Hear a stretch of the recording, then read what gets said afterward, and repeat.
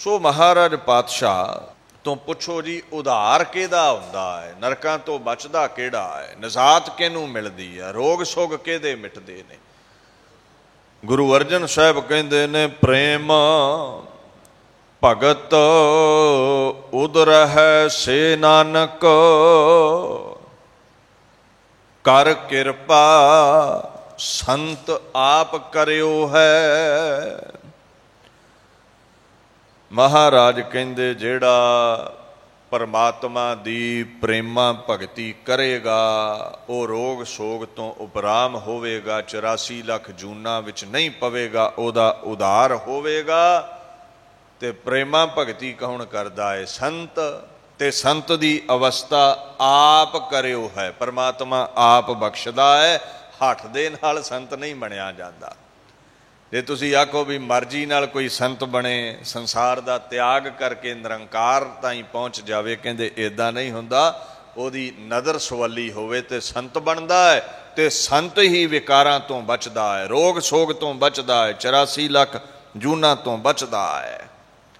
परमात्मा जिहदे ते दया करके मनुखे जामे चों उपर उठा के संत वाली अवस्था बख्श दवे। ते इत्थे लफ्ज़ वरते ने प्रेम, प्यार, स्नेह, मुहब्बत। अगे है भगत।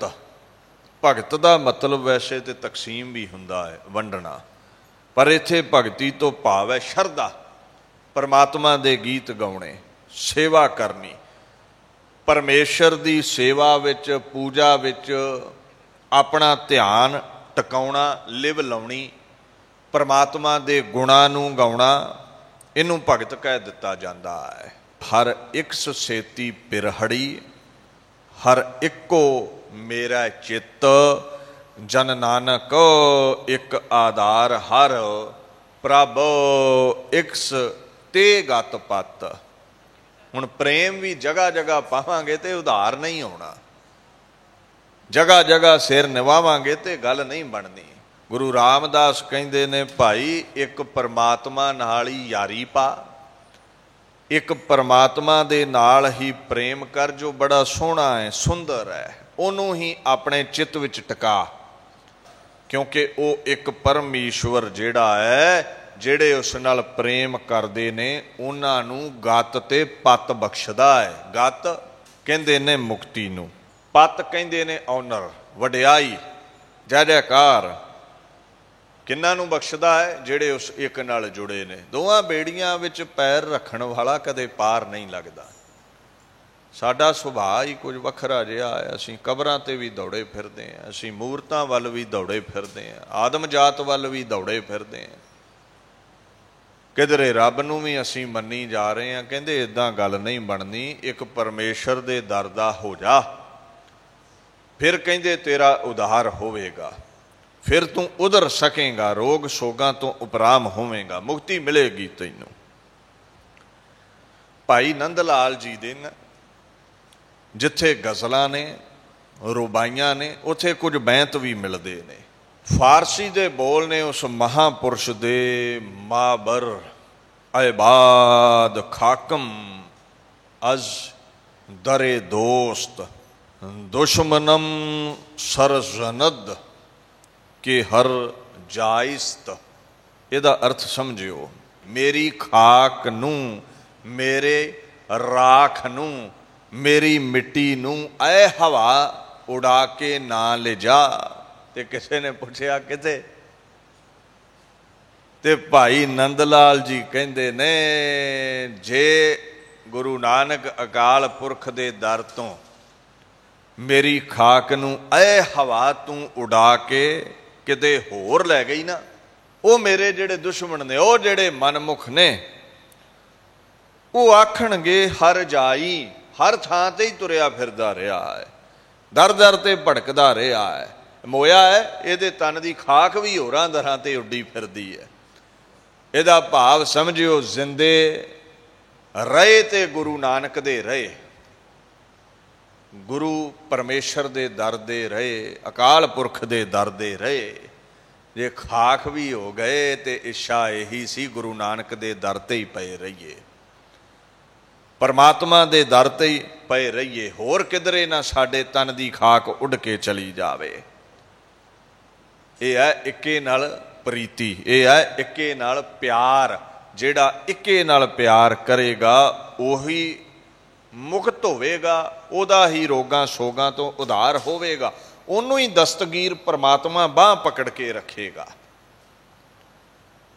उहदी ही परमात्मा रखिया करेगा। पार ब्रह्म पूरन जन ओट, तेरी शरण उदरह जन कोट। जेड़े एक परमात्मा दी शरण आए, ऐसे करोड़ां जन ने, महापुरुष ने, जिन्हां दा उद्धार हो गया, जिन्हां दे रोग सोग मिट गए। Millions will be saved in your century. तेरी शरण जेड़ा आ गया वो महाराज बचिया है।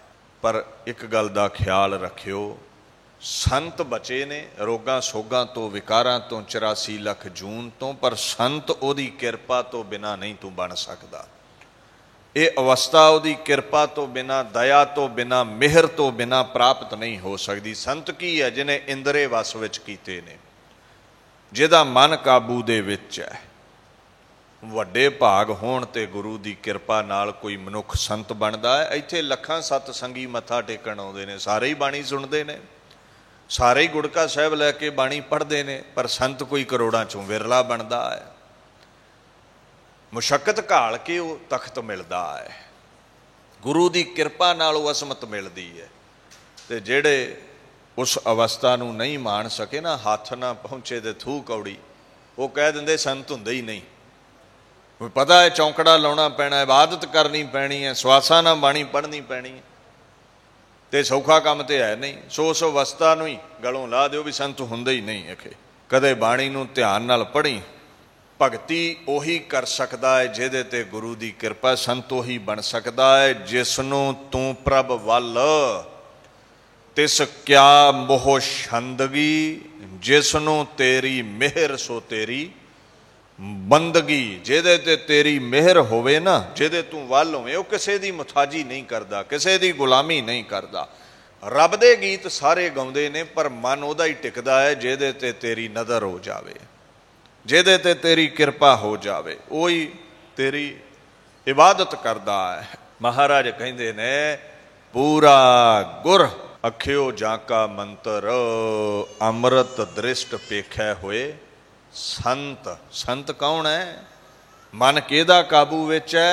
जिहदे ते पूरे गुरु दी नज़र पै गई, गुरु नानक दी परम ईश्वर दी नज़र पै गई। वो गुरु जिहदा मंत्र अखै है, अटल है, जिहदी बाणी सदीवी दुनिया ते प्रगट है, रहन वाली है। His teachings are everlasting, उहदे बोल सदा ही रहने ने दुनिया ते। ओ गुरु जिहदी दृष्टि अमृत वरसाउंदी है, विकारां दे जहर नूं कट दिंदी है अमृतमई दृष्टि।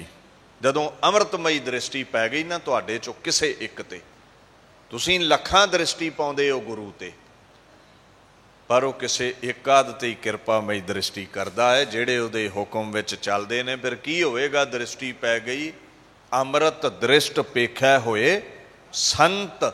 तैनूं संत दी अवस्था मिलेगी, तेरा मन काबू आ जाएगा, इंद्रे तेरे शांत हो जाणगे।